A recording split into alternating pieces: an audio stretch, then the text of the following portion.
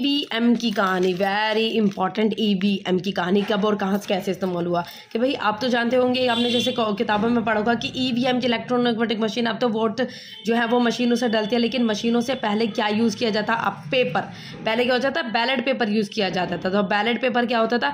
Ballot paper में कुछ इस तरीके से जो स्टैम्प से वो निशाने जो है वो चिन्ह बने होते थे, और जो आगे जिसको चुनना पड़ता था उस पर स्टैंप लगती थी, और वो पेपर फोल्ड होकर आप एक बॉक्स के अंदर डालते थे, फिर उन पर्चों को कलेक्ट करके फिर देखी जाती थी किनके पास वॉलेट ज़्यादा होगी। लेकिन अब जैसे जैसे हमारी टेक्नोलॉजी एडवांस हुई है, इलेक्ट्रॉनिक वोटिंग मशीन जो है उनका यूज़ होना शुरू हो गया ईवीएम का।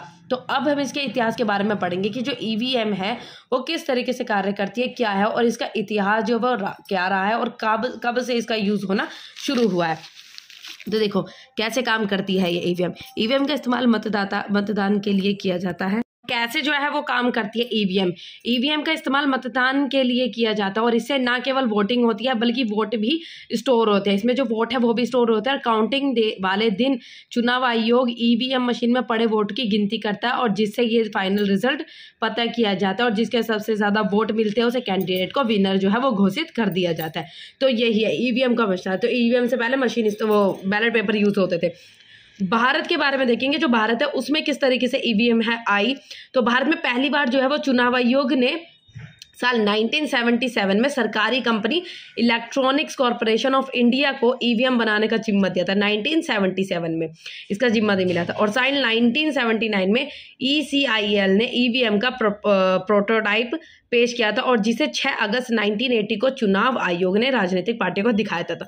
तो पहली बार कब इस्तेमाल हुआ था? पहली बार केरल विधानसभा चुनाव में इसका इस्तेमाल किया गया था। मई 1982 में पहली बार केरल में विधानसभा चुनाव में इसको यूज़ किया गया था। और ईवीएम से चुनाव का जो कानून नहीं था, और मतलब पहले जो था ईवीएम को इस्तेमाल करने का जो कानून है वो बनाया भी नहीं गया था। लेकिन बाद में जब इसके रिजल्ट अच्छे मिले, जब फास्ट ये सब मतलब फास्ट चीज़ें होने लगी, तो ईवीएम को जो है वो कानून में भी जो है इम्प्लीमेंट ऐड कर लिया गया था।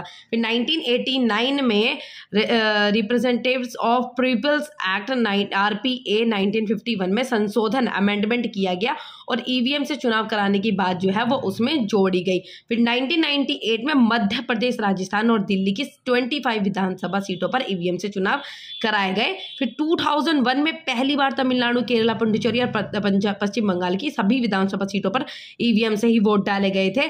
फिर क्या हुआ? 2004 के लोकसभा चुनाव में सभी 544 सीटों पर ईवीएम से वोट पड़े थे। देखो सभी पे 2004 में सभी सीटों पे मतलब ये है कि ईवीएम से वोट डले थे। फिर 2004 लोकसभा के आम चुनाव में देश के सभी 543 सदस्य निर्वाचन क्षेत्रों में ईवीएम का उपयोग जो है वो किया गया था।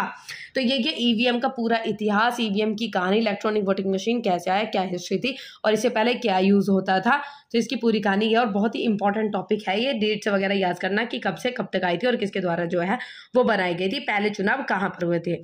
तो 1977 में हुई थी पहले जो है कंपनी के द्वारा करा गया था। फिर पहला चुनाव कहाँ हुआ था? केरल में हुआ था विधानसभा के 1982 में, और 2004 में सारी जगह पर ईवीएम वोटिंग मशीन से चुनाव जो है वो